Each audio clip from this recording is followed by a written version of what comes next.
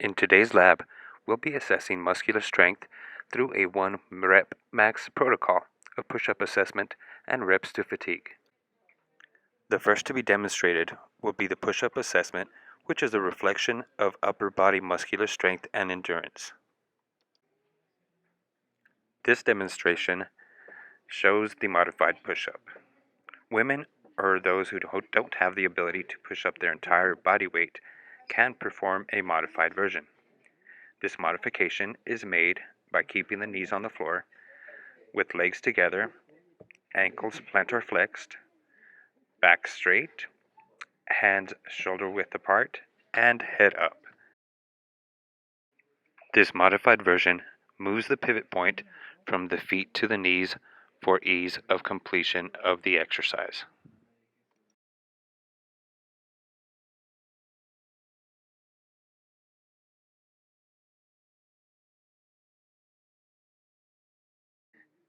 Individuals who can perform a full push-up will have a similar position.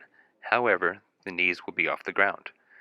Hands should be pointed forward and under the shoulders, keeping your back straight and your head up. The client will lower his or herself until the chin touches the ground, extending the elbows completely when coming back up. The client should also exhale when pushing away from the floor, keeping in mind that your back needs to be straight at all times. The maximum number of reps that can be performed consecutively without rest is counted as their score, and the test is finished when the client strains or is unable to maintain appropriate exercise technique within 2 repetitions. The next protocol used to assess muscular strength is a 1 rep max, using a leg press machine. A 1 rep max is the heaviest weight that can be lifted only once using proper technique. A 5 to 10 minute warm-up consisting of low-intensity aerobic exercise should be performed, followed by a specific warm-up with several repetitions using a very light load. Next, an initial weight will be determined within the subject's perceived capacity. This can be between 50 and 70% of maximal capacity. My perceived 1 rep max is 530 pounds, and the initial weight chosen was 360, which is approximately 68% of my 1 rep max. If the lift is successfully completed, resistance can be increased 2.5 to 20 kilograms until the subject cannot complete the lift without proper technique or without assistance. Remembering 3 to 5 minutes of rest should be taken in between sets. More weight was added and completed successfully. A 1 rep max can be obtained within 4 sets to avoid fatigue. The final attempt is an example of the most weight that could be lifted without assistance.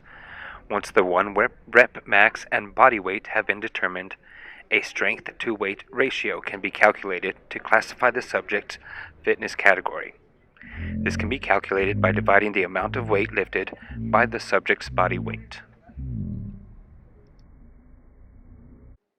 This is the formula that can be calculated to get the 1 rep max based on the number of reps completed. The final method of assessing muscular strength is reps to fatigue. This is a method estimating 1 rep max.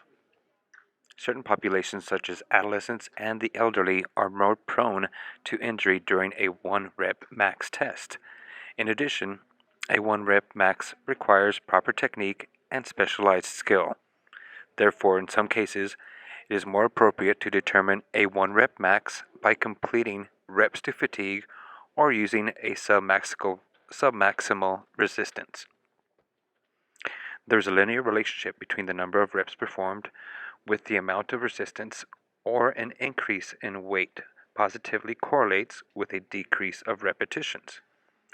10 reps completed to fatigue indicates 75% of the individual's 1 rep max.